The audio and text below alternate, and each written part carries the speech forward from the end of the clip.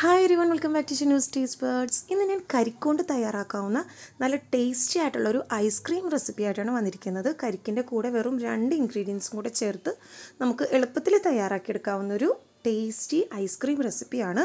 അപ്പോൾ ഇതെങ്ങനെയാണ് തയ്യാറാക്കുന്നതെന്ന് നോക്കാം. അപ്പോൾ അതിനുവേണ്ടി ഞാനിവിടെ ഒരു കരിക്കാണ് എടുത്തിട്ടുള്ളത്. അപ്പോൾ കരിക്ക് വാങ്ങിക്കുമ്പോൾ ശ്രദ്ധിക്കുക, ഇതേപോലെ കാമ്പുള്ള കരിക്ക് വേണം വാങ്ങിക്കാനായിട്ട്. ചിലതിൽ ഇതേപോലെ കാമ്പ് ഉണ്ടാവില്ല. അപ്പോൾ ആ കാമ്പ് ഒരു മിക്സിയുടെ ജാറിലേക്ക് ഇട്ട് കൊടുക്കുക.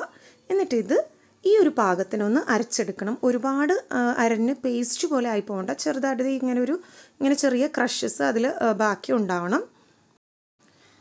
ഒരുപാട് അരഞ്ഞു പോവാനും പാടില്ല, എന്നാൽ അരഞ്ഞിട്ടുണ്ടാവുകയും വേണം. ആ ഒരു പാകത്തിൽ വേണം ഈ കരിക്ക് അരച്ചെടുക്കാനായിട്ട്.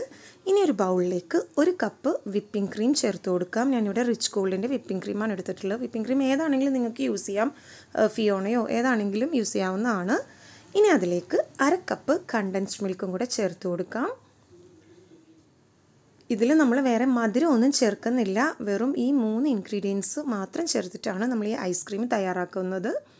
അപ്പോൾ 1 കപ്പ് വിപ്പിംഗ് ക്രീമിലേക്ക് 1/2 കപ്പ് കണ്ടൻസ്ഡ് മിൽക്കും കൂടെ ചേർത്ത് ഇത് നന്നായിട്ടൊന്ന് ബീറ്റ് ചെയ്തെടുക്കണം. അപ്പോൾ ഒരു ബീറ്റർ ഉപയോഗിച്ച് ഇത് നന്നായിട്ടൊന്ന് ബീറ്റ് ചെയ്തെടുക്കുക.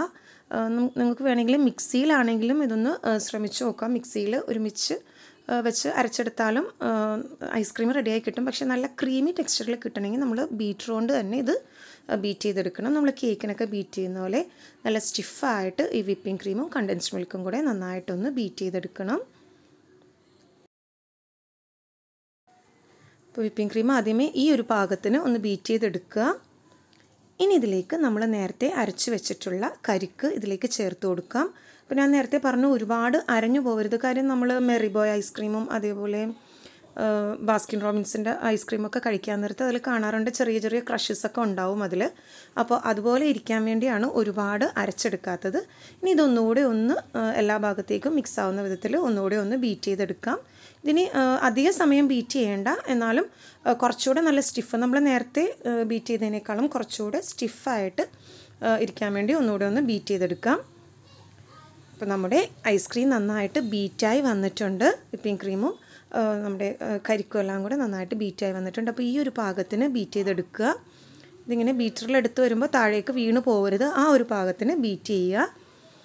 ഇതിന് നമുക്ക് നല്ലൊരു എയർ ടൈറ്റ് കണ്ടെയ്നറിലേക്ക് ഇട്ട് കൊടുത്തതിന് ശേഷം ഫ്രീസറിൽ വെച്ച് സെറ്റ് ചെയ്തെടുക്കണം. അപ്പോൾ ഇത് കുറഞ്ഞതൊരു 6 മണിക്കൂറെങ്കിലും ഫ്രീസറിൽ വെച്ച് സെറ്റ് ചെയ്തെടുക്കുക. അപ്പോൾ ഇതുപോലൊരു എയർ ടൈറ്റ് കണ്ടെയ്നറിലേക്ക് ഇട്ട് കൊടുത്തതിന് ശേഷം നമുക്ക് ഫ്രീസ് ചെയ്യാൻ വേണ്ടി വെക്കാം. അപ്പോൾ ഇത് ഞാൻ രാത്രിയാണ് ഉണ്ടാക്കുന്നത്. അപ്പോൾ രാത്രി ഉണ്ടാക്കിയ പിറ്റേ ദിവസം രാവിലെ ആകുമ്പോഴത്തേക്കും നമുക്ക് ഈ ഐസ്ക്രീം സെറ്റായി കിട്ടും.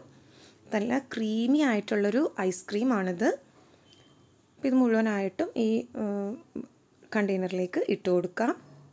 എന്നിട്ട് ഇതൊന്ന് ടാപ്പ് ചെയ്തെടുക്കണം. കാര്യം നമ്മളിങ്ങനെ കോരി ഒഴിക്കുമ്പോൾ ചിലപ്പോൾ എയർ ബബിൾസ് എന്തെങ്കിലും അതിനിടയ്ക്ക് ഉണ്ടാവും. അപ്പോൾ അതൊന്ന് ഇതേപോലെ ഒന്ന് ടാപ്പ് ചെയ്ത് കൊടുക്കുക. എന്നിട്ട് മൂടി വെച്ചിട്ട് നമുക്ക് ഫ്രീസറിൽ വെച്ച് സെറ്റ് ചെയ്തെടുക്കാം.